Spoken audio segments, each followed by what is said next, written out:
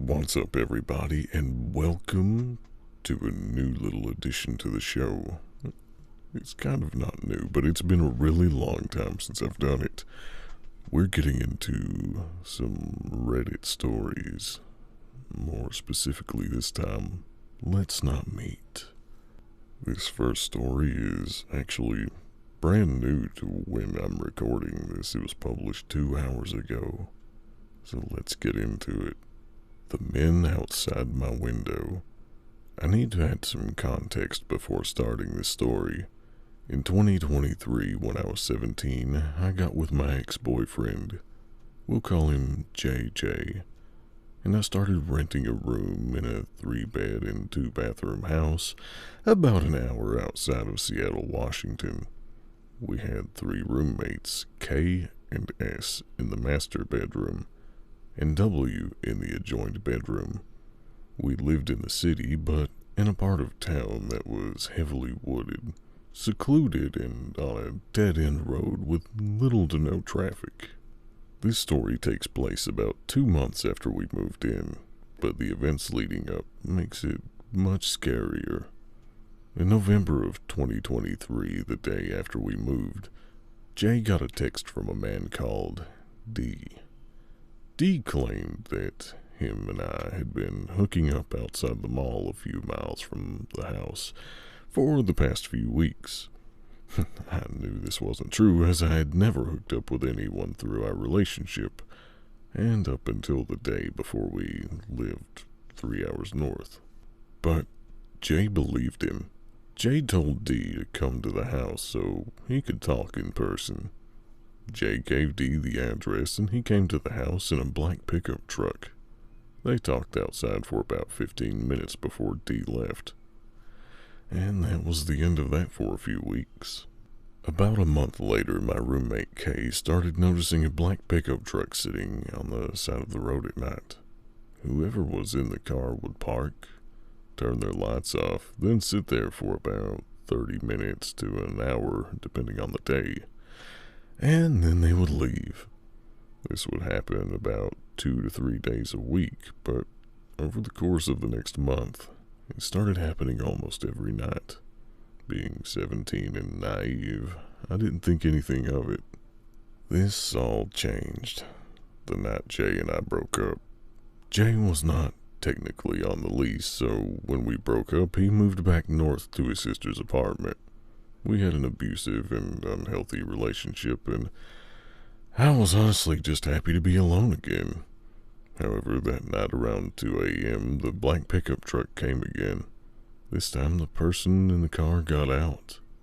I didn't notice because I was asleep, but a man none of us knew walked around the side of our house to my bedroom window. The man watched me sleep for about 30 minutes. My roommate Kay had woken up to take the dog out, and when he did, he noticed there was a movement alert from the cameras we had in the front yard. Kay noticed the man and sent me a text. "You need to tell Jay to leave." I didn't see the text until I woke up for work the next morning, and when I did, I was confused. I had Jay on Life 360, and we'd been texting up until I went to bed the night before. I checked his location history, and he'd been at his sister's house 3 hours north all night. I was confused, so I asked Kay what he was talking about. Kay sent me a screen recording of the man walking over to my bedroom window. I was terrified. I had no idea who this man was, and it definitely wasn't Jay. I called my mom before I went into work that day and told her what happened. Though I was scared, I didn't feel unsafe. I'd survived my fair of traumatic shit throughout my life, and honestly, this was more or less entertaining. I told her I was fine, and I didn't want to do anything about it. I promised her to be more alert and sleep with my windows locked. She ended up picking me up from work that night. She told me, "You're going to come back up with us for a week or so. If everything calms down, you can go back, but this feels unsafe." I rolled my eyes at her, but looking on it, I am so grateful that she did this. That night I slept in the living room of my parents' house. I stayed up late because I didn't have work the next day and I wanted to binge watch Law and Order SVU. Around 3 a.m. I got a text from Kay again. "Can you and Jay quiet down, please? Please stop banging on the wall. You need to quiet down." I was extremely confused because I wasn't home, and I know W had left for the weekend to visit family. I called Kay immediately, to which I got no reply. I was terrified now for them, because as far as I knew, they were supposed to be the only ones home. I called their fiancée, S, and she answered. I told her that Jay and I weren't home, and that W was out of town. S checked the surveillance footage and saw 3 men walking the same route to my window on the side of the house. S handed the phone to Kay and got my permission to go into my bedroom and check if they got in / were trying to get in. Kay had a gun, so I gave him permission to protect themselves. When Kay got into my room, there were 3 men trying to get into my bedroom window. 3 men, all with ski masks. When they saw Kay, they got into their car and drove away. To this day, I have no idea who was trying to get into my window. I don't even know what their intentions were. All I know is that when I moved out the following weekend, that black pickup truck never came back after I moved. I've come up with a few theories, but none can be proven.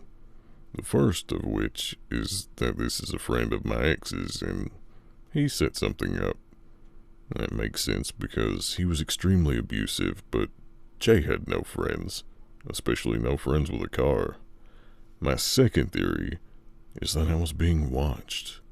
I walked 30 minutes to and from work every day, and it isn't impossible that I was followed once or twice, but truly, I have no idea. So to the 3 men outside my window, let's not meet again. And as of right now, that's the end of the story. Like I said, this was posted 2 hours from this recording, but there is one comment. The comment reads, I wonder if they thought the person who had previously rented the room still lived there. They didn't try anything when they saw it was just you because they thought the man was gone. Have you asked about who lived there before? Either way, it's scary as hell. I'm so glad you weren't home asleep and your mom was being protective. Gives me chills to think about what could have happened. I'm glad you're safe. And yeah, dear commenter, that's actually a really good question because you never know what houses have a history and what really truly crazy people were involved. And they may not know that the person who previously lived there has moved. And that's a dangerous time for anyone who may be a new tenant of the building or owner of a house, even a vehicle. There's been some dangerous happenings there too.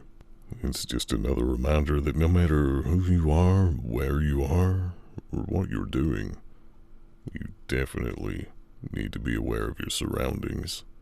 And make sure, like these people in the story, you have security cameras so you can actually see who's been around and alert the police if you need to. Try to get them out of there, or at least correct a misunderstanding if, it's not too serious of a situation.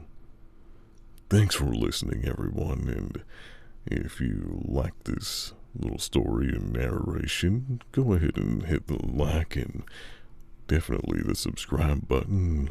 Let me know in the comments what you thought, what your theories were, and if there's anything else you'd like me to read in the future. Thanks again, and I'll see you next time. Bye-bye.